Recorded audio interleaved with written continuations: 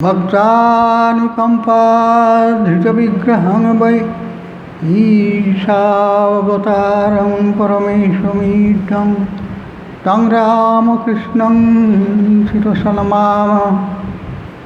जननीं शारदां देवीं रामकृष्णं जगद्गुरुं पादपद्मे स्थित्वा प्रणमामि मुहुर्मुहुः। ओम नमः श्री ज्योतिराजाय विवेकानंदसूराय सच्चित सुखस्वरूपाय स्वामिने तापहारिणे शास्त्रज्ञाय प्रशांताय वेदांत प्रतिपादिने नमस्तवेदपादाय ज्ञान विज्ञान दीप्तये। ओम अखंडमंडलाकारं व्याप्तं येन चराचरं तत्पदं दर्शितं येन तस्मै श्री गुरवे नमः।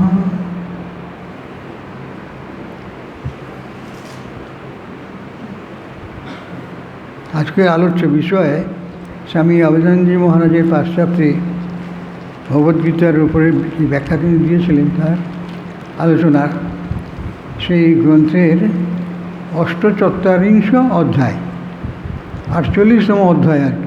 65টি লেকচার ছিল, তো সেইটি 48তম আমরা পৌঁছেছি। 47 অবধি আমাদের অধ্যায় আলোচনা হয়ে গেছে। আজকের হচ্ছে নতুন অধ্যায় শুরু হচ্ছে, সেটি হচ্ছে ভগবদ্গীতার ৫ম অধ্যায়। এটা হচ্ছে সংসার বৃক্ষ ও উচ্চতম লক্ষ্য। এইটি স্বামী অভেদানন্দ মহারাজ বক্তৃতাকালে ক্যালিফোর্নিয়ায় এই নামকরণের মাধ্যমে যার বক্তৃতা দিয়েছিলেন। এই অধ্যায়ের প্রথম শ্লোকটি হল ঊর্ধ্বমূলম অধঃশাখম অশ্বত্থং প্রাহুরপ্পম ছন্দাংসি যস্য পর্ণানি যস্তং বেদস্য বেদবিদ। ৫ম অধ্যায় ভগবদ্গীতার প্রথম শ্লোক। এইটি শ্রীকৃষ্ণ অর্জুনকে মোহ দূর করবার জন্য ৫ম অধ্যায় উপদেশ দিয়েছিলেন, কীভাবে জগৎকে দেখতে হবে। সেখানে কঠোপনিষদ থেকে এই শ্লোকটি ভগবদ্গীতায় বলা আছে, ঊর্ধ্বমূলম অধঃশাখম অশ্বত্থং প্রাহুরব্বয়ম ছন্দাংসি যস্য পর্ণানি যস্তং বেদস্য বেদবিদ। অর্থাৎ শ্রী ভগবান বললেন, সংসাররূপ অশ্বত্থের মূল ঊর্ধ্বদিকে এবং শাখাসমূহ অধোমুখী, উহা অবিনাশী। বেদসমূহ উহার পত্রস্বরূপ। যিনি এই অশ্বত্থকে জানেন তিনি বেদবিদ। অশ্বত্থ শব্দটি আমরা যেমন অশ্বত্থ গাছ বলি, তো সেই অশ্বত্থই, অশ্বত্থ অর্থে যা থাকে না, তাই হলো অশ্বত্থ। তাই যা ক্ষণকাল পরে ধ্বংসপ্রাপ্ত হবে তাই হলো অশ্বত্থ। এই জন্য জগৎকে বৃক্ষের সঙ্গে তুলনা করেছেন, এবং সেই বৃক্ষটি হচ্ছে অশ্বত্থ, অর্থাৎ থাকবে না। তা শ্রী ভগবান বললেন, ঊর্ধ্বমূলম অধঃশাখম, অশ্বত্থের মূল ঊর্ধ্ব দিকে এবং শাখাসমূহ সব অধোমুখী। আর কি না, উহা অবিনাশী। ছন্দাংসি যস্য পর্ণানি, ছন্দাংসি হচ্ছে বেদসমূহ, ছন্দে লেখা সে সমস্ত বেদ গ্রন্থগুলি। তাই বেদসমূহ আবার পত্রস্বরূপ। যিনি এই অশ্বত্থকে জানেন তিনি বেদবিদ। বেদ হচ্ছে পূর্ণ জ্ঞান, জ্ঞান স্বরূপ জ্ঞান। সেই বেদ জেনেছেন যিনি, তিনি এই অশ্বত্থকে জেনেছেন। এইভাবে শ্রীকৃষ্ণ উদাহরণ দিয়ে, ভগবদ্গীতা শ্রীকৃষ্ণ উদাহরণ দিয়ে অর্জুনকে সেই কথা উপদেশ দিচ্ছেন। কারণ এই জগৎ সম্বন্ধে মানুষের যে ধারণা তা খুবই ভিত্তিহীন। ঈশ্বরকে বাদ দিয়ে জগতের ধারণা হবে না, কারণ ঈশ্বরই হলো জগতের অধিষ্ঠান। শাস্ত্রে এই কথাই বলা হয়েছে, অধিষ্ঠান স্বরূপ। অর্থাৎ চিরকাল এই ঈশ্বর আছেন বলেই জগতের সৃষ্টি হচ্ছে, লয় হচ্ছে, পালন হচ্ছে, এসব হচ্ছে। তো সেইখানে পঞ্চদশ অধ্যায়ের ভগবদ্গীতায় শ্রীকৃষ্ণ যখন অর্জুনকে বলছেন, প্রথম শ্লোকটি, ঊর্ধ্বমূলং অধঃশাখম অশ্বত্থম প্রাহুরব্বয়ম ছদ্মাংসি যস্য পর্ণানি যস্তং বেদস বেদবিদ। বলছে সংসার রূপ অশ্বত্থের, সংসারকে অশ্বত্থ বৃক্ষের সঙ্গে তুলনা করা হচ্ছে। মূল হচ্ছে ঊর্ধ্ব দিকে, বৃক্ষের মূল কোথায় থাকে? মাটির নিচে। কিন্তু এখানে বলা হয়েছে যে ঊর্ধ্বমূলম, ঊর্ধ্ব দিকে সেই অশ্বত্থের মূল রয়েছে। অশ্বত্থঘাত কল্পনা করা হচ্ছে জগৎকে, তার মূল রয়েছে ঊর্ধ্ব দিকে, আর শাখাসমূহ আছে অধোমুখী। উহা অবিনাশী। অবিনাশী মানে নিরন্তর সেই বৃক্ষ জগৎস্বরূপ, তাকে বৃক্ষের সঙ্গে তুলনা করা হচ্ছে, উদাহরণ দেওয়া হচ্ছে, দিয়ে বলা হচ্ছে সেই বৃক্ষের পত্র হচ্ছে বেদসমূহ। চারিটি বেদে যে সমস্ত ঋগ্বেদ, সামবেদ, যজুর্বেদ, অথর্ববেদে, এই সমস্ত বেদে যে সমস্ত কথাগুলি বলা হয়েছে, সেগুলো হচ্ছে জ্ঞানসমূহ, সেগুলো হচ্ছে এই সংসার বৃক্ষের পত্রস্বরূপ, পাতা। যিনি এই অশ্বত্থকে জানেন তিনি বেদবিদ। এই অশ্বত্থকে জানা মানে হচ্ছে এই যে জ্ঞান স্বরূপ সমস্ত তার পত্র, সেইগুলিকে যারা যিনি জানেন তিনি এই অশ্বত্থকেও জানেন। এই অশ্বত্থ হচ্ছে সংসার বৃক্ষ, সংসারকে বৃক্ষের সঙ্গে তুলনা করা হয়েছে। এইবার বৃক্ষটাকে ঊর্ধ্বমূল করে দেওয়া হয়েছে, উল্টিয়ে দেওয়া হয়েছে দৃষ্টান্ত দেওয়ার জন্য, যে এই সেরকম বৃক্ষ যার ঊর্ধ্বমূল, মূলটা আছে ওপরে, শেকড়গুলো, আর পাতাগুলো আছে নিচের দিকে, ডালপালাগুলো, তার সঙ্গে পাতাগুলো সব আছে। তো পাতাগুলোকে বলা হচ্ছে বেদ। বেদে যে সমস্ত জ্ঞানের কথা ঋষিরা ভুলে গেছেন, সেইগুলি সব হচ্ছে ওই বৃক্ষের পত্রস্বরূপ তুলনা করা হচ্ছে দৃষ্টান্ত দেওয়ার জন্য। তাই বলছেন অশ্বত্থের মূল ঊর্ধ্ব দিকে এবং শাখাসমূহ অধোমুখী, উহা অবিনাশী। ছন্দাংশী মানে বেদসমূহ, বেদ সব ছন্দে লেখা, তো তাই বলা হচ্ছে ছন্দাংশী যস্য পর্ণানি। ছন্দগুলো অর্থাৎ বেদ হচ্ছে এই বৃক্ষের পত্রস্বরূপ। যিনি এই অশ্বত্থকে জানেন তিনি বেদবিদ। যস্য পর্ণানি যস্তং বেদ সবেদবিদ। সেই বৃক্ষকে যিনি জানেন, বেদ মানে জানা, সেই বেদকে যিনি জানেন, পত্রস্বরূপ বৃক্ষের, যিনি এই অশ্বত্থকে জানেন তিনি বেদবিদ। অশ্বত্থ শব্দের অর্থ হলো কাল পর্যন্ত যা থাকে না। অশ্বত্থ শব্দের গৃহীত অর্থ হচ্ছে যে বৃক্ষ থাকে না, অশ্বত্থ বৃক্ষ এই জন্য বলা হয়েছে। কাল পর্যন্ত যা থাকে না তাই হলো অশ্বত্থ। তাই যা ক্ষণকাল পরে ধ্বংসপ্রাপ্ত হবে তাই হলো অশ্বত্থ। এখানে আচার্য শঙ্করের ব্যাখ্যাটা বলা হয়েছে, যার বাংলা, ওনার তো সংস্কৃত শ্লোকে বাংলা বলা হচ্ছে, যে মূল থেকে সনাতন ব্রহ্মবৃক্ষ উদ্ভূত হয়েছে তা হলো অব্যক্ত, যা অবিভক্ত হয়নি। হিরণ্যগর্ভ ব্রহ্ম তাকে বলা হয়, যাকে এখনও, যে বস্তু এখনও প্রস্ফুটিত হয়নি, অনবিভক্ত, সেই সনাতন ব্রহ্মবৃক্ষ, সেই সম্পর্কে উদাহরণ দিয়ে এখানে বলা হয়েছে। একই অব্যক্তের শক্তিতেই এ বৃক্ষ বৃদ্ধিপ্রাপ্ত হয়েছে। এর গুঁড়ি হলো বুদ্ধি, ইন্দ্রিয়স্থান হলো এর কোটরগুলি, মূল উপাদানগুলি হলো এর শাখা, ইন্দ্রিয়ের বিষয় হলো পত্রগুলি, ধর্ম অধর্ম হলো এর সুন্দর ফুল, সুখ দুঃখ হলো এর ফল, যা সব প্রাণীর খাদ্য সংস্থান করে থাকে। এটি হলো ব্রহ্মের বা পরমাত্মার আবাসস্থল। ব্রহ্মবৃক্ষের পরম সত্তা সার বস্তু। শক্তিমান জ্ঞান খড়গের দ্বারা ওই বৃক্ষকে কেটে ফেললে বা চিরে ফেললে এবং পরে আনন্দ লাভ করলে কাউকেই আর সংসার ক্ষেত্রে ফিরতে হয় না। এই সকলেই জানেন যে কর্ম সঞ্চিত কর্মফল সব ভোগ না হওয়া পর্যন্ত আমাদের জন্ম মৃত্যুর এই যে সংসার এর শেষ হবে না।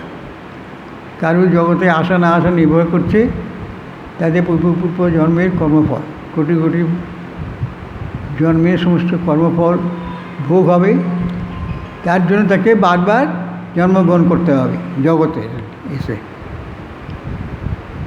এখন কিন্তু যিনি সংসারে আর ফিরে আসতে চান না, এই দুঃখের সংসারে জন্ম মৃত্যু শোক দুঃখ তাপ ইত্যাদি যারা জড়িত হওয়ার জন্য কে জগতে আসতে চায়? তাই কিন্তু তাকে জ্ঞান খড়গের দ্বারা এই বৃক্ষকে কাটতে হবে, নাহলে কাটা যাবে না। ওই যে বৃক্ষ অশ্বত্থ থাকবে না যদিও, কিন্তু সে সনাতন আছেই। তাকে কাটতে গেলে কী করতে হবে? আচার্য শঙ্কর বলেছেন শক্তিমান জ্ঞান খড়গের দ্বারা ওই বৃক্ষকে কেটে ফেললে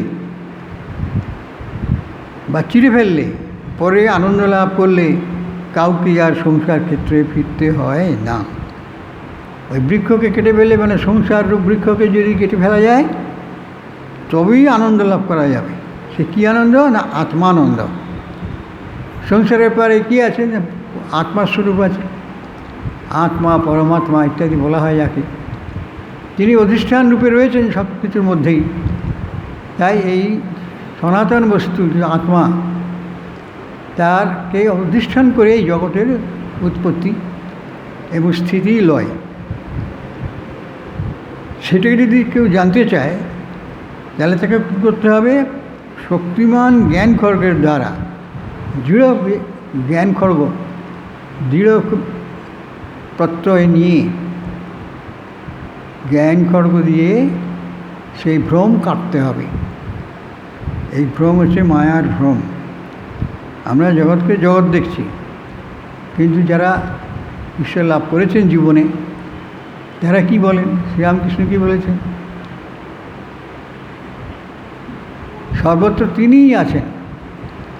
শাস্ত্র সেই কথাই বলেছে, ঈশাবশ্যমিদং সর্বং যৎকিঞ্চ জগত্যাং জগৎ। জগতে কিঞ্চিত মাত্র যে বস্তু আছে তাও সেই ঈশ্বর। ঈশাবশ্যম, ঈশ্বর অর্থাৎ ঈশ্বর বাস করছেন। ঈশাবশ্যমিদং সর্বং। তাই বলছেন শক্তিমান সেই রকম জ্ঞান খড়গের দ্বারা ওই বৃক্ষকে কেটে ফেললে বা চিরে ফেললে এবং পরে আনন্দ লাভ করলে কাউকে আর সংসার ক্ষেত্রে ফিরতে হয় না। খুব কম লোকই, বিরল লোক আছে যারা চাইবে, তবুও কিন্তু বহু লোকেরই ইচ্ছা যে আর বাবা এই সংসারে যেন জন্মগ্রহণ করতে না হয়। অনেক দুঃখ সহ্যের পর মানুষ এই সিদ্ধান্তে আসে যে এই দুঃখের পারে, সংসার দুঃখের পারে যেতে গেলে আমাদের এই জগতের পারেই থাকতে হবে। জগতে আসতে চাইলেই কিন্তু এইসব দুঃখ তাপ মৃত্যু জরা ইত্যাদি আমাদের ভোগ করতেই হবে। সুতরাং যদি আমাদের সংসারের পারে থাকতে হয় তাহলে আমাদের এই জ্ঞান লাভ করা যায় যে এই সংসার অশ্বত্থ বৃক্ষরূপ, যা আজ আছে কাল না থাকতে পারে। এর এই যে স্বরূপটা জগতে, যার সম্বন্ধে আমাদের প্রকৃত জ্ঞান থাকা যায়, তাহলে জগৎটা এলো কী করে? সনাতন বস্তুর কিছু একটা না থাকলে এই সব জিনিস তো শূন্য নয়।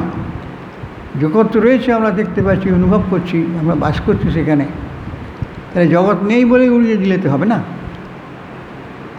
কিন্তু জগৎকে ঈশ্বররূপে দেখা চাই। কারণ এর আগে আমরা সে উদাহরণ দিয়ে অনেকবার বলেছি সে কথা। একটা সমুদ্রই বা নদী বলি যাই বলি, যা আমরা দেখি, আমি কোনো সময় ভাবি যে নদীটা কী করে রয়েছে এখানে, তার নিচের তলায় যদি মাটি না থাকতো যাকে অধিষ্ঠান বলা হয়। একে নদীর অধিষ্ঠান স্বরূপ ওই তলার মাটি বা পাথর যাই থাক, তার উপর দিয়ে জলটা বয়ে যাচ্ছে। অধিষ্ঠানটা যদি সরে যায় তাহলে নদী চলে যাবে, নদী থাকবে না। অধিষ্ঠানের উপর নির্ভর করছে নদীর স্থায়িত্ব। সেই রকম জগৎও যদি ক্ষণকাল স্থায়ী, আমাদের মনে হচ্ছে জগৎ তো আগেও ছিল, এখনও আছে, পরেও থাকবে কতকাল। সনাতন বলে হ্যাঁ জগৎ এই রূপে আছে, চিরকালই থাকবে, কিন্তু পরিবর্তনশীল, সব কিছুই পরিবর্তন হচ্ছে, বিবর্তন হচ্ছে। তাহলে সেই জগৎটা করে থাকলো। কাল যে লোক সংখ্যা ছিল জগতে, আজকে লোক সংখ্যা তাতেই কমেছে কি বেড়েছে কেউ বলতে পারে না, তবে একই নেই, এটা ঠিক। তার মানে কি সবসময় অস্থিতি, সেখানে স্থিতিশীলতা নেই। তাই শাস্ত্রজ্ঞরা অশ্বত্থ বৃক্ষের সঙ্গে তুলনা করে, অশ্বত্থ অর্থ হলো সেখানে যে যা থাকে না, আজ আছে কাল থাকবে না, এই অর্থে অশ্বত্থ বৃক্ষকে বলা হয় অশ্বত্থ অর্থও তাই। এখন সেইখানে যেহেতু অজ্ঞানের বা মায়ার মধ্যে থেকে আমাদের জগৎ ভ্রম হচ্ছে, কারণ এর অধিষ্ঠান রূপে যে ব্রহ্ম বস্তু রয়েছে, সত্য বস্তু, সেটিকে আমরা জানছি না, ওই জন্যে মিথ্যা জ্ঞান বলা হয়। জগৎকে শুধু জগৎ বললেই জগৎকে সম্পূর্ণ বলা হলো না। নদী বললেই সম্পূর্ণ নদীর স্বরূপ ব্যাখ্যা বলা হলো না। কারণ নদী বা সমুদ্র বললেই বুঝতে হবে তার তলায় মাটি আছে বা পাথর আছে, যাতে একটা অধিষ্ঠান আছে। সেরকম জগৎ আমরা দেখছি, কিন্তু জগৎ কোথায় আছে, কিভাবে আছে এটা জানি না।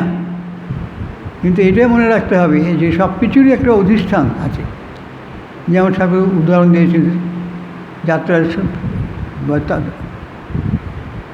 নাটকের পেছনে সমস্ত আকার যোগা থাকে,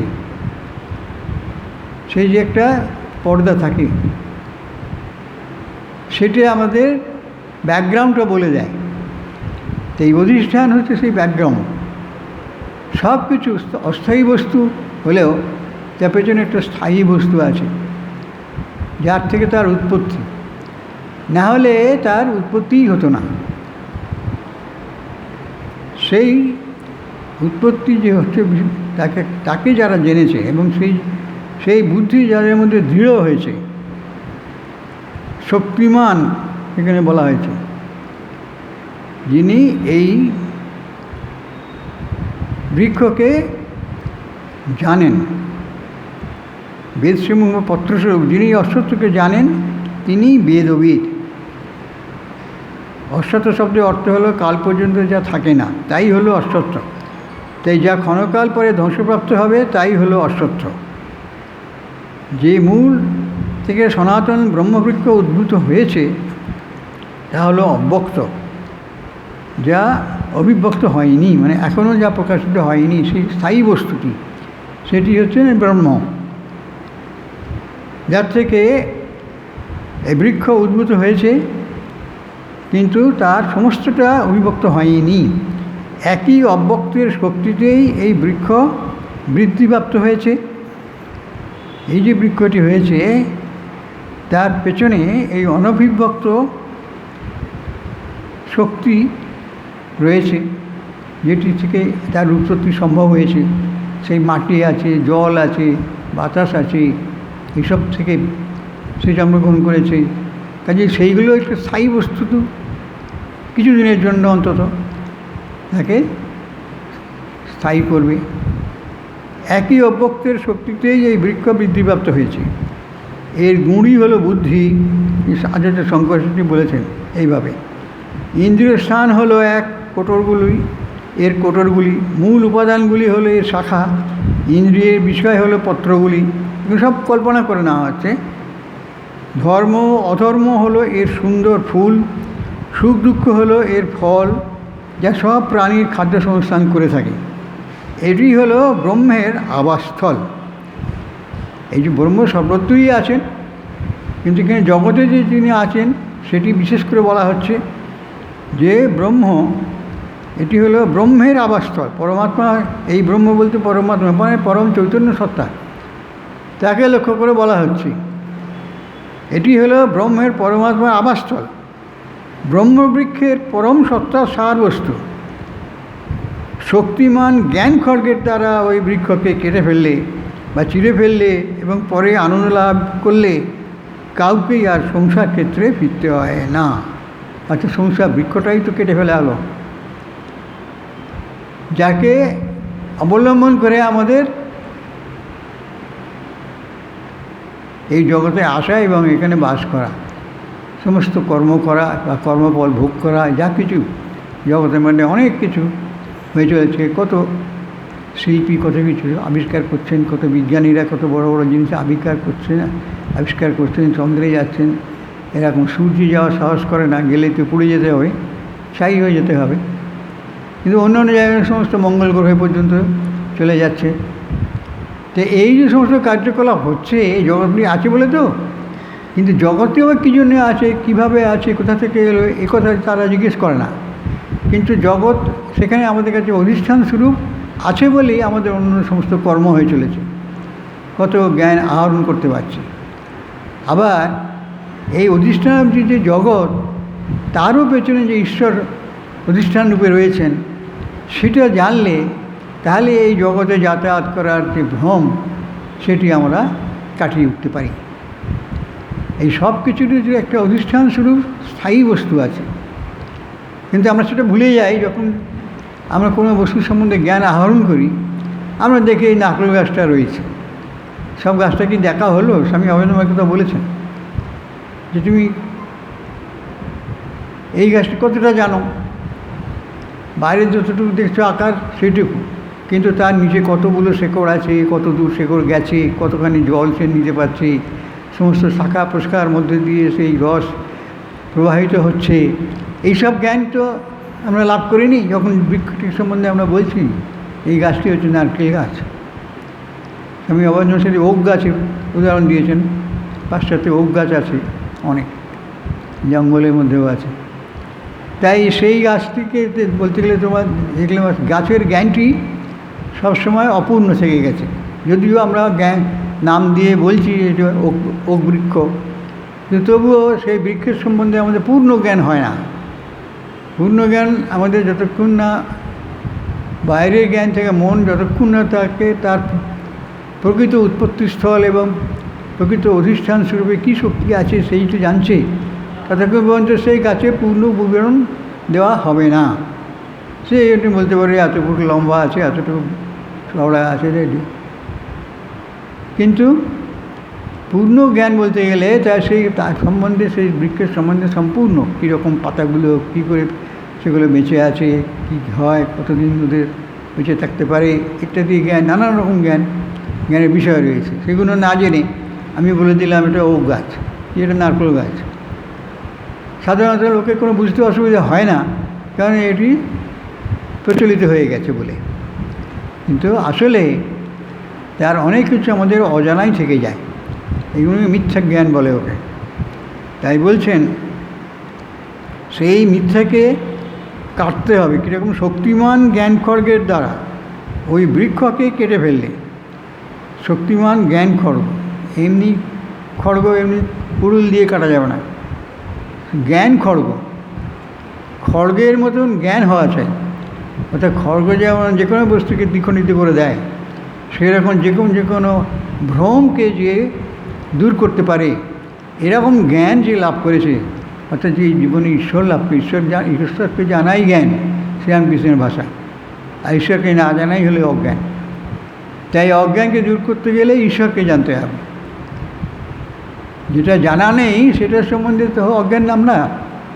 জানতে গেলে কী করতে হবে? অজ্ঞানটাকে দূর করে ফেলতে হবে, অর্থাৎ তাকে জানতে হবে। জানলে আমাদের অজ্ঞান দূর হয়ে যাবে।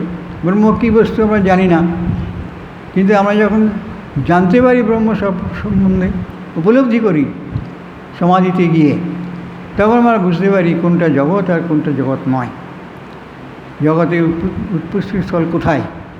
এই জন্য ওই কথাই বলছে, ঊর্ধ্বমূলং অধঃশাখম অশ্বত্থং প্রাহুরব্যয়ম ছন্দাংশী যস্য পর্ণানি যস্তং বেদস বেদবিদ।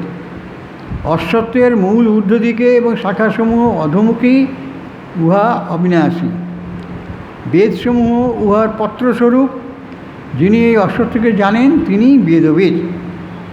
এখানে অশ্বত্থ শব্দের অর্থ হলো কাল পর্যন্ত যা থাকে না, তাই হলো অশ্বত্থ। এখানে অশ্বত্থ গাছ বোঝাচ্ছে না, অশ্বত্থ মানে হচ্ছে যে বস্তু থাকে না তাকেই বলা হয় অশ্বত্থ। তাই যা ক্ষণকাল পরে ধ্বংসপ্রাপ্ত হবে তাই হলো অশ্বত্থ। তা আচার্য শঙ্কর কিছু পুরাণ থেকে উদাহরণ দিয়ে বলেছেন, উদ্ধৃতি দিয়ে বলেছেন, যার অর্থ হলো যে মূল থেকে সনাতন ব্রহ্মবৃক্ষ উদ্ভূত হয়েছে তা হলো অব্যক্ত, যা অবিভক্ত হয়নি। অর্থাৎ এই বৃক্ষ জগতে আমরা যতক্ষণ দেখছি তার আগেই তার কারণ লুকিয়ে রয়েছে ওই জগতের অন্তরালে ব্রহ্মবৃক্ষ। তিনি সনাতন, মানে চিরকালই আছেন। সেই মূল হচ্ছে তার অব্যক্ত অবস্থা, যা অবিভক্ত হয়নি। একই অব্যক্তের শক্তিতেই এই বৃক্ষ বৃদ্ধিপ্রাপ্ত হয়েছে। এর গুঁড়ি হলো বুদ্ধি, ইন্দ্রিয়স্থান হলো এর কোটরগুলি, সবই কল্পনায় ধরা হচ্ছে। মূল উপাদানগুলি হলো এর শাখা, ইন্দ্রিয়ের বিষয় হলো পত্রগুলি, ধর্ম অধর্ম হলো এর সুন্দর ফুল, সুখ দুঃখ হলো এর ফল, যা সব প্রাণীর খাদ্য সংস্থান করে থাকে। এটি হলো ব্রহ্মের আবাসস্থল, ব্রহ্মবৃক্ষের পরম সত্তা সারবস্তু। এবার কী করতে হবে? শক্তিমান জ্ঞান খড়গের দ্বারা ওই বৃক্ষকে কেটে ফেললে বা চিটে ফেললে এবং পরে আনন্দ লাভ করলে কাউকেই আর সংসার ক্ষেত্রে ফিরতে হয় না। সংসার ক্ষেত্রে যতক্ষণ আমরা আসবো ততক্ষণ পর্যন্ত ওই বৃক্ষকে আমরা দেখব চিরস্থায়ী বস্তুরূপী, এবং তারই মধ্যে আমরা যাতায়াত করব জন্ম মৃত্যুর সেই ধারায়। আমাদের কর্মফল অর্জন করা, আবার কর্মের মাধ্যমে কর্মফল ভোগ করা, এসবই চলতে থাকে সনাতন। অর্থাৎ এটি নিয়ম, সবসময় সেরকমই হবে প্রত্যেকের ক্ষেত্রে। শক্তিমান জ্ঞান খড়গের দ্বারা ওই বৃক্ষকে কেটে ফেললে বা চিড়ে ফেললে, বৃক্ষ না থাকলে তখন কী হবে? পরে আনন্দ লাভ করলে, বৃক্ষ কেটে আনন্দ লাভ করা যায়, কারণ ঈশ্বরকে জানা যায়। ঈশ্বরকে না জানলে বৃক্ষকে কাটা যাবে না। ওই দৃঢ় যে জ্ঞান খড়গ, সেটি ঈশ্বর লাভের জ্ঞান। তো সেটি যতক্ষণ না হচ্ছে ততক্ষণ পর্যন্ত আমরা এই বৃক্ষকে কেটে খণ্ড খণ্ড করে ফেলতে পারবো না। আর সেই ফেললে কী হবে? আনন্দ লাভ হবে, আত্মানন্দ একে বলে। আত্মজ্ঞান হলে একমাত্র তখনই আমরা এই বৃক্ষের জ্ঞানকে দূর করতে পারবো। সংসার বা জগৎ এই বৃক্ষস্বরূপ, যা আজ আছে কাল থাকবে না। কিন্তু সেই জ্ঞান হবে যখন আমরা ঈশ্বরকে জানব, সেই ঈশ্বরকে এই জগতের অধিষ্ঠান। সুতরাং যে কথা আমরা বলছিলাম, একটা গাছের সম্পর্কে আমরা যখন বলি এটা এই গাছ, তখন সত্যিকারের সবটা বলা হয় না, পরিচয় দেওয়া হয় না, কারণ তার স্থায়ী যে অবিভক্ত যে অবস্থা সেইটি শুধু বলি। কিন্তু তার যে অব্যক্ত অবস্থাটি, যেখানে সে ছিল কারণরূপে, এখন তার ফল রূপে সে বৃক্ষে আকার ধারণ করেছে, কিন্তু তার আগেই সে সেখানে ছিল সনাতন একটি শক্তিরূপে, সেটি ছিল অব্যক্ত। এবার অবিভক্ত হলে সে তার গাছের স্বরূপ ধারণ করেছে, কিন্তু তার জাতটা সে ঠিক রেখেছে। ওইখানে হচ্ছে শক্তির মাহাত্ম্য। নারকেল গাছের ফল থেকে নারকেল গাছই হবে, অন্য গাছ হবে না। সেরকম তাল গাছের বৃক্ষতে তাল গাছই হতে পারে, অন্য কোনো গাছ হবে না। এই যে শক্তির খেলা, সেইটি হচ্ছেন ঈশ্বরের শক্তি। সেই ঈশ্বরের শক্তি বিভিন্ন বীজের আকারে, সমস্ত কিছু ফলের বীজ আকারে থাকে, সেটি থেকে সে ফল প্রদান করে, মানে অনভিব্যক্ত থেকে অভিব্যক্ত হয়। কারণটা হচ্ছে অনভিব্যক্ত অবস্থা। আর বক্ত অবস্থা হলো জগৎ রূপ। তাই বৃক্ষকে কাটতে গেলে শক্তিমান জ্ঞান খড়গ চাই। যেমন তেমন জ্ঞান খড়গ হলে হবে না, এক কথাতেই জ্ঞান উড়ে যাবে, তাহলে হবে না। শক্তিমান জ্ঞান খড়গের কথা বলেছেন আচার্য শঙ্কর। শক্তিমান জ্ঞান খড়গের দ্বারা ওই বৃক্ষকে কেটে ফেললে, উচিরে ফেললে এবং পরে আনন্দ লাভ করলে আনন্দ হবে। এই কারণ বৃক্ষকে কেটে ফেলে যখন অজ্ঞান চলে গেল, একমাত্র জ্ঞানের দ্বারাই যে অজ্ঞান যেতে পারে, তাহলে এই জ্ঞান হলেই আনন্দ লাভও হবে। জানতে পেরেছে, আনন্দ লাভ করলে কাউকেই আর সংসার ক্ষেত্রে ফিরতে হয় না। এই যে সংসারে যাতায়াত করতে হয়, যার থেকে আমরা নিষ্কৃতি লাভ করতে চাই, সেখানে করতে গেলে আমাদের এই জ্ঞান লাভ করতে হবে, যা এইখানে এই পঞ্চদশ অধ্যায় ভগবদ্গীতায় বলা হয়েছে। ঊর্ধ্বমূলং অধঃশাখম অশ্বত্থং প্রহুরব্বয়ম ছন্দাংশী যশ পর্ণানি যস্তং বেদস বেদবিদ। তাই সেক্ষেত্রে ভগবান শ্রীকৃষ্ণ বললেন অর্জুনকে, অশ্বত্থের মূল ঊর্ধ্বদিকে এবং শাখাসমূহ অধোন্মুখী, উহা অবিনাশী। বেদসমূহ উহার পত্রস্বরূপ। যিনি এই অশ্বত্থকে জানেন তিনি বেদবিদ। অশ্বত্থ শব্দের অর্থ হলো কাল পর্যন্ত যা থাকে না, তাই হলো অশ্বত্থ। তাই যা ক্ষণকাল পরে ধ্বংসপ্রাপ্ত হবে, তাই হলে অশ্বত্থ। তাই এখানে আচার্য শঙ্কর যে কথা বললেন যে শক্তিমান জ্ঞান খড়গের দ্বারা ওই বৃক্ষকে কেটে ফেললে বা চিরে ফেললে বা এবং পরে আনন্দ লাভ করলে কাউকে আর সংসার ক্ষেত্রে ফিরতে হয় না।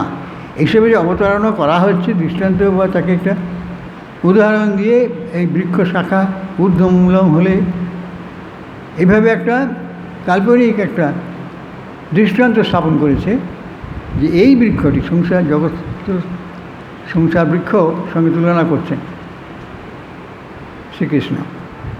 তার এই হচ্ছে অবস্থা। উপর দিকে তার শিরাগুলি শিকড়গুলি রয়েছে, নিচের দিকে তার ডালপালা রয়েছে, তারপর জলের নিচে যে পাতাগুলি রয়েছে, এইসব উল্টে গেছে, এরকম কল্পনা করছে। তা সাকে বলছে এই জন্যে যে যিনি এই অশ্বত্থকে জানেন তিনিই বেদবিদ। কারণ হচ্ছেন তিনি জ্ঞান লাভ করলে, ঈশ্বরের জ্ঞান লাভ করলে, অবিনাশী কথাটা দিচ্ছেন অবিনাশী মানে ওই তার যে শাখাসমূহ সেগুলো অবিনাশী। হ্যাঁ, না না, তুমি যে তো অধিষ্ঠানটা তো রয়েছে, যে শক্তি থেকে তার সৃষ্টি হয়েছে সেই শক্তিটা তো অবিনাশী, সেটি বলার লক্ষ্য।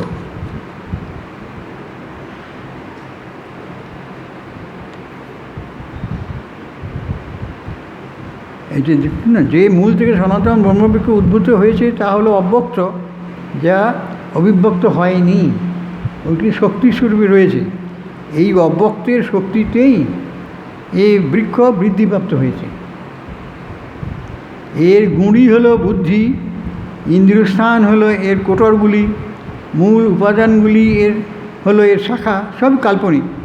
ইন্দ্রিয়ের বিষয় হলো পত্রগুলি, ধর্ম অধর্ম হলো এর সুন্দর ফুল, সুখ দুঃখ হলো এর ফল। এটি হলো ব্রহ্মের আবাসস্থল। তাই ব্রহ্মের আবাসস্থল তো সনাতন হবে, চিরকালই আছে, ব্রহ্ম তো চিরকালই আছে। ব্রহ্মবৃক্ষের পরম সত্তা সার ওইটা। শক্তিমান জ্ঞান খড়গের দ্বারা ওই বৃক্ষকে কেটে ফেললে বা চিরে ফেলে এবং পরে আত্মানন্দ লাভ করলে, অর্থাৎ যে জানবে ওই বৃক্ষ নয়, ওটা আত্মাই ওই রূপে আছে। ওখানে এই জ্ঞান লাভ যখন হলো, সর্বতীশাবাস্যম ইদং সর্বং যৎকিঞ্চ জগত্তাং জগৎ। এই যে ঋষি বললেন উপনিষদে যে যা কিছু আছে জগতে ক্ষুদ্রাদি ক্ষুদ্র বস্তুও সেও ব্রহ্ম, সেও ঈশ্বর। এই দৃষ্টি আসে ঈশ্বর লাভ করলে, শ্রীরামকৃষ্ণ যেমন বলেছেন, এই দৃষ্টি আসে যে ঈশ্বরই এই সব রূপের নানান বস্তু হয়ে রয়েছেন।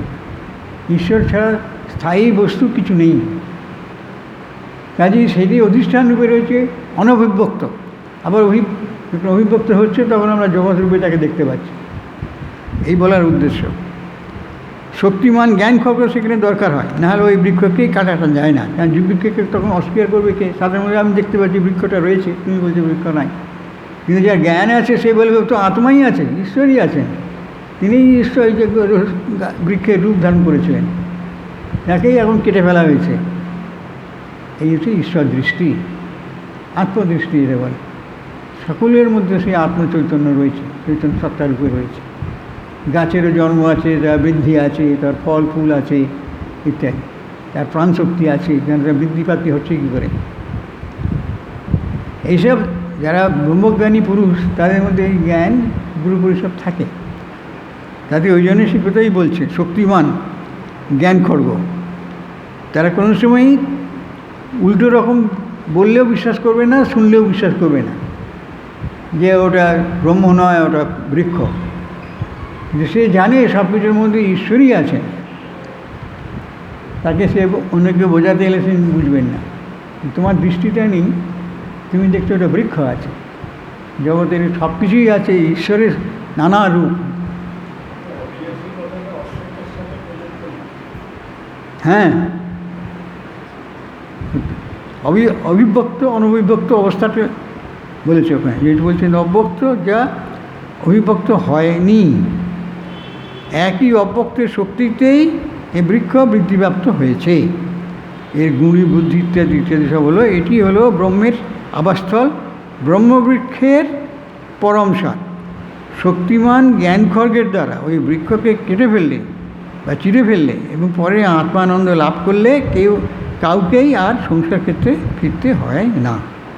আত্মজ্ঞানীরা তারা জানেন তিনি আত্মাস্বরূপ, সেই উপলব্ধি করে তাদের আর শরীর ধারণ করার কোনো আকাঙ্ক্ষা জীবনে থাকে না জ্ঞান লাভ করলে। ঠাকুর তো বলেছেন ঈশ্বরকে জানাই জ্ঞান, আর ঈশ্বরকে না জানাই অজ্ঞান। সুতরাং অজ্ঞান দূর করতে গেলে আমাদের জ্ঞান দরকার, তাই জ্ঞান করতে গেলে আমাদের ঈশ্বরকে জানতে হবে। ঈশ্বরকে জানা হলে আর অজ্ঞান থাকে না। জ্ঞানকে জানলে অজ্ঞান চলে যায়, আলো নিয়ে এলে অন্ধকার চলে যায়। সুতরাং যখন আমরা ঈশ্বরকে জানবো তখন আমরা দেখব সবই ঈশ্বরের নানা রূপে রয়েছেন, জগৎ রূপে সব তিনিই রয়েছেন। তাই শক্তিমান জ্ঞান খর্গের দ্বারা ওই বৃক্ষকে কেটে ফেললে বা চিরে ফেললে এবং পরে আত্মানন্দ লাভ করলে কাউকেই আর সংসার ক্ষেত্রে ফিরতে হয় না। এই যে মূল বস্তু, যে প্রশ্ন বা যে জিজ্ঞাসা, সকলকে কি আমাদের ফিরে ফিরে আসতে হবে বা আসতে হচ্ছে কেন, কী করলে আমরা তার পারে যেতে পারবো, এই প্রশ্ন সকলের মধ্যেই আমাদের দেখা দেয়। তা সেইটি এখানে এই শ্লোকটির মধ্যে বলা হয়েছে, পঞ্চদশ অধ্যায় ভগবদ্গীতার প্রথম শ্লোক, ঊর্ধ্বম ঊনম অথ শাকম অশ্বত্থম প্রাহুরব্যয়ম ছদ্মাংশী যস্য পর্ণানি যস্তং বেদ স বেদবিদ।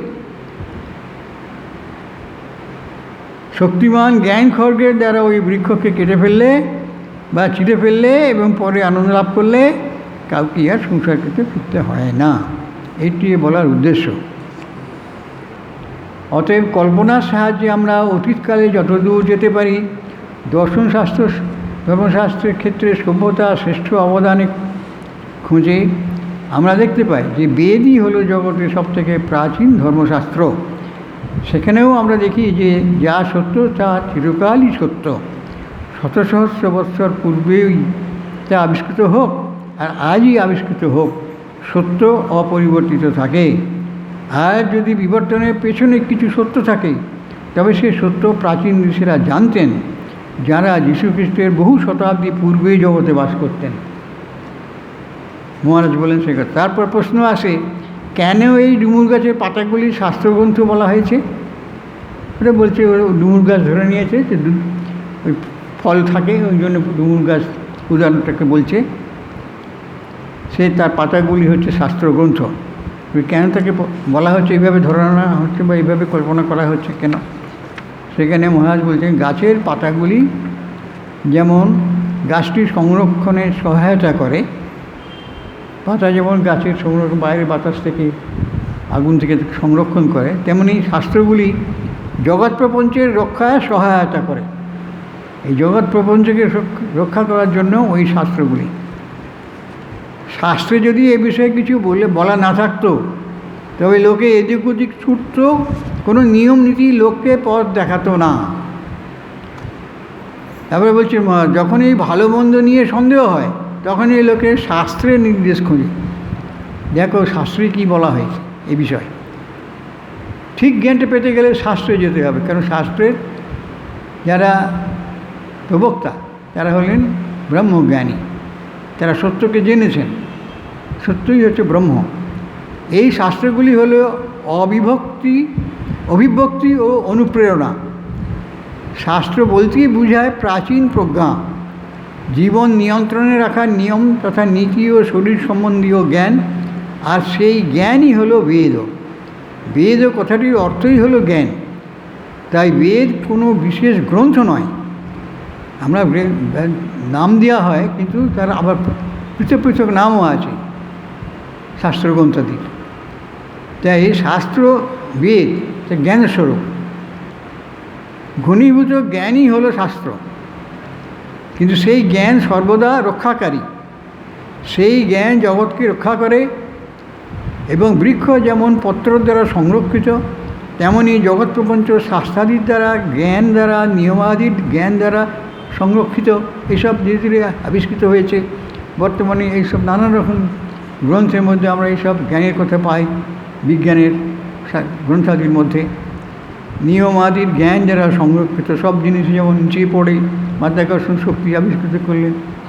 এইরকম যে সমস্ত আবিষ্কার করা হয়েছে, সত্যের সন্ধান বিজ্ঞানীরা লাভ করেছেন, সেগুলি কিন্তু আগেই ছিল, কিন্তু তারা আবিষ্কার করলেন, তারা জানতে পারলেন যে এই শক্তি আছে, এই শক্তির এই কাজ ইত্যাদি। নিয়মাদির জ্ঞান যারা সংরক্ষিত, এগুলি আমাদের অবহিত করে আমাদের কর্মের কারণ ও ফল সম্বন্ধে, আমাদের জীবনযাত্রা নির্বাহের পদ্ধতি সম্বন্ধে।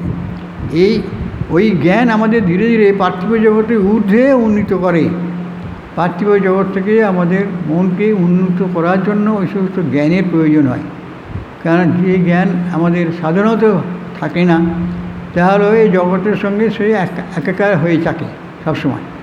কিন্তু জগৎ অতীত কোনো চিন্তার মধ্যে আমাদের মন যায় না সাধারণত। ট্রেন মাইন্ড হলে তবে তাকে চেষ্টা করা হয়, যখন তাকে আর এই ধ্যান চিন্তায় আমরা মনকে ঈশ্বরের উপর একাগ্র করি, তখন দেখা যায় যে এই জগৎ কিছু নেই, অর্থাৎ সেগুলির কোনো সন্ধান তার মধ্যে পাওয়া যাবে না। ওই জ্ঞান আমাদের ধীরে ধীরে পার্থিব জগতের ঊর্ধ্বে উন্নীত করে, আমাদের দৃষ্টিশক্তি উন্মীলিত করে চরম সত্যের দিকে আমাদের দৃষ্টি প্রস্ফুটিত করে। এই ধ্যানে চোখ মুজে থাকে বলে কিছু জানতে পারে না তা নয়, কিন্তু মানে তো ধ্যানই বসেছিল, চোখ মুজে বসেছিল, আমি এতক্ষণ দেখলাম। সত্য কী করে জানবে? সে জানার মতো যা কিছু প্রয়োজন, তার আলোক বা জ্ঞান তাকে সঞ্চিত রাখা, স্মরণে রাখা, এসবই অন্তরের বস্তু। অন্তরে আছে এগুলি। আমি দেখলাম এরকম ধ্যানে, সে আমাকে বলছেন, আমি দেখলাম এরকম ধ্যানে অনেক উঁচুতে আমার মনটা উঠে গেল, সেই লাল সুরকির মতো সেই স্থানে দিলে একটা বিরাট অট্টালিকা, সেই অট্টালিকার ভেতরে স্বামী অভেদানন্দ ধ্যানী ধরা পড়েছিল। ভেতরে সমস্ত ঋষিরা বসে আছেন, অবতার পুরুষরা সব বসে আছেন, আর মাঝখানে তার এক বিরাট শরীরী শ্রীরামকৃষ্ণের রূপ দেখা যাচ্ছে। এইবার খানিকক্ষণ সেখানে থাকার পর দেখা গেল সেই তারা সমস্ত অবতার পুরুষ বা যারা সমস্ত ঋষিরা সব ছিলেন, তারা একে একে সব এসে শ্রীরামকৃষ্ণের বিরাট জ্যোতির্ময় মূর্তিতে মিশে গেল, এক শ্রীরামকৃষ্ণই রইল সেখানে। এই হলো তার দর্শন সেখানে। তো এই যে এটি দৃঢ় দৃষ্টিশক্তি থাকা চাই, মানে এই দৃষ্টি জগৎ অতীত দৃষ্টিটা ধরে রাখা, শুধু লাভ করা নয়, ধ্যানের মধ্যে এটি লাভ করা যায়, কিন্তু আমাদেরকে ধরে রাখতে হবে, মানে সেটি সমাধি অবস্থা। সেই সমাধি অবস্থা অর্থাৎ ওই জ্ঞান অবস্থাতে ধরে রাখা মনকে, তখন সে এইসব জিনিসে দেখতে পাবে। চিরন্তন সত্যের দিকে, চরম সত্যের দিকে আমাদের দৃষ্টি উন্মিলিত করে, চিরন্তন জীবনের দিকে, অমরত্বের দিকে।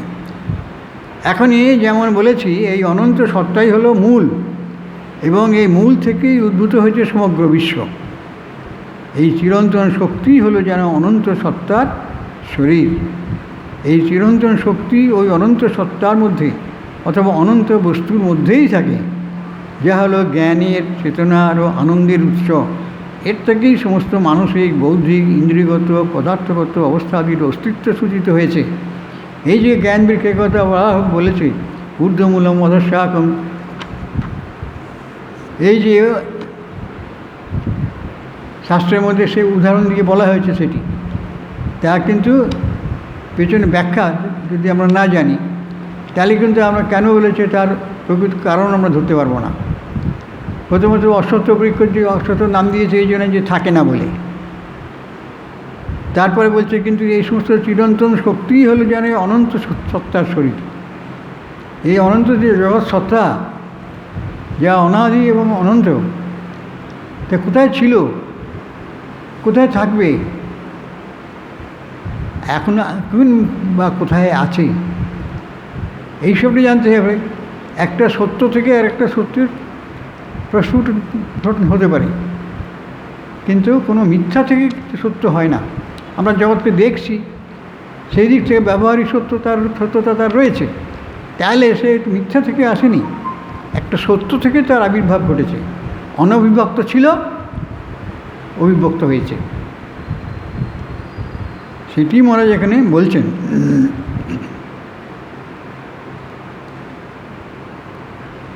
এখনই যেমন বলেছি, এই অনন্ত সত্তাই হলো মূল, এবং এই মূল থেকেই উদ্ভূত হয়েছে সমগ্র বিশ্ব। এই চিরন্তন শক্তি হলো যেন অনন্ত সত্তার শরীর। এই চিরন্তন শক্তি অনন্ত সত্তার মধ্যে অথবা অনন্ত বস্তুর মধ্যেই থাকে, যা হলো জ্ঞানের, চেতনার ও আনন্দের উৎস। এর থেকেই সমস্ত মানসিক, বৌদ্ধিক, ইন্দ্রিয়গত, পদার্থগত অবস্থাটির অস্তিত্ব সূচিত হয়েছে। তারপরে বলছেন ওই বৃক্ষটির প্রকৃত নাম হলো বুদ্ধ। বুদ্ধ কেন? কিন্তু বৃক্ষটির তথাকথিত নাম হলো অশ্বত্থ, যা জীবনকাল মাত্র একদিন অথবা মুহূর্ত। এই অশ্বত্থ বৃক্ষের সঙ্গে তুলনা করা হয়েছে বলে অশ্বত্থ বৃক্ষ, না হলে তার প্রকৃত স্বরূপ এটা অনন্ত সত্তার শরীর। শরীরের পেছনে সেই চিরন্তন শক্তিই হলেই অনন্ত সত্তার শরীর, যে চিরন্তন শক্তিতে জগতের সব কিছুর উৎপত্তি, স্থিতি, লয় হচ্ছে। এই চিরন্তন শক্তি ওই অনন্ত সত্তার মধ্যে অথবা অনন্ত বস্তুর মধ্যেই থাকে, যা হলো জ্ঞানের, চেতনার ও আনন্দের উৎস। এর থেকেই সমস্ত মানসিক, বৌদ্ধিক, ইন্দ্রিয়গত, পদার্থগত অবস্থাদির অস্তিত্ব সূচিত হয়েছে। আবার বলছেন ওই বৃক্ষটির প্রকৃত নাম হলো বুদ্ধ, যার জীবনকাল মাত্র একদিন। এটা আগে বলা হয়েছে সেটি অসত্য, কিন্তু আসলে মহাজাগতিক বুদ্ধি, এই যে বুদ্ধিতে আমরা সেটাকে জানছি, সেটি কিন্তু মহাজাগতিক, শুধু জাগতিক না, মহাজাগতিক। অর্থাৎ জগৎ যুক্ত, জগতের যে অধিষ্ঠান স্বরূপ ব্রহ্ম, সেটি জাগতিক জন্য বলছেন, শুধু জাগতিক বলছেন না, মহাজাগতিক। কারণ কি, এই জগৎ মহান কিসের জন্য? কারণ ঈশ্বরই তার অধিষ্ঠান, সেজন্য এই মহান জগৎ। মহাজাগতিক বুদ্ধি, যে গ্রেট ইন্টেলিজেন্স, সেইটা মধ্যে দিয়ে যার উৎপত্তি। এই অনন্ত সত্তাকে ভিত্তি করে যে উৎস বা অপৃথকীকৃত শক্তি, বলছে আনডিফারেন্সিয়েটেড এনার্জি রয়েছে, তাই হলো মূল। এবং বৃক্ষের গুঁড়ি হলো মহাজাগতিক বা বিরাট মন, যার মধ্যে রয়েছে মহাজাগতিক বুদ্ধি বা মহাজাগতিক অহং। যে ফাঁকগুলি দিয়ে ইন্দ্রিয়গুলি কাজ করে, সেগুলি যেন গুঁড়ি মধ্যস্থ কোটর, আর প্রকৃতির প্রধান উপাদানগুলি হলো অহং। ইন্দ্রিয়ের বিষয় হলো শাখার ওপর কুঁড়ির মতো, আর ভালো মন্দ, ধর্ম অধর্ম হলো গাছের ফুলের মতো। ফলগুলি হলো সুখ দুঃখ, সৌভাগ্য দুর্ভাগ্যের মতো। আচার্য শঙ্করের ভাষ্যে বিস্তারিতভাবে এগুলির ব্যাখ্যা করেছেন। এখন এই হলো বিশ্ব প্রপঞ্চের দৃষ্টান্ত। এগুলি ধীরে ধীরে বিবর্তনের মাধ্যমে এই অবস্থায় এসে পৌঁছেছে। প্রথমে মহাজাগতিক মনের উৎপত্তি হলো, তখন মানুষের কোনো সন্ধান ছিল না। মহাজাগতিক মন অর্থাৎ মানুষ বা জগতের এই রূপে বিবর্তিত হওয়ার আগে পর্যন্ত অনেকটা সময় লেগেছে তার বিবর্তনের জন্য। প্রথমে মহাজাগতিক মনের উৎপত্তি হলো, তারপর ইন্দ্রিয় শক্তির বিকাশ হলো, তারপর প্রধান উপাদানগুলি আবির্ভূত হয়ে গ্যাসীয়, তরল ও কঠিন বস্তু থেকে সূর্য, চন্দ্র, গ্রহ, উপগ্রহ সমন্বিত সৌরজগৎ সৃষ্টি করল। তারপর সৃষ্টি হলো খনিজ, উদ্ভিজ্জ ও প্রাণীজ জগৎ, এবং এ সবই হলো বিবর্তনের বিভিন্ন স্তর, যা অতি প্রাচীনকালেই আবিষ্কৃত হয়েছিল। ইন্দ্রিয়ের বিষয়গুলি বৃক্ষে কুঁড়ি রূপে দেখা দিল, ফুলগুলি ধর্ম অধর্ম রূপে, ন্যায় অন্যায় রূপে, সদ্গুণ অবগুণ রূপে, সুখ দুঃখ রূপে, আনন্দ যন্ত্রণা দুর্দশা রূপে, স্বাস্থ্য রোগ রূপে, জন্ম মৃত্যু রূপে। এগুলি হলো ফল, যা আমরা বৃহৎ বৃক্ষের শাখায় বসে উপভোগ করি। আমরা আমাদের কর্ম অনুযায়ী উপভোগ করছি, যন্ত্রণা পাচ্ছি, কর্মফল ভোগ করছি।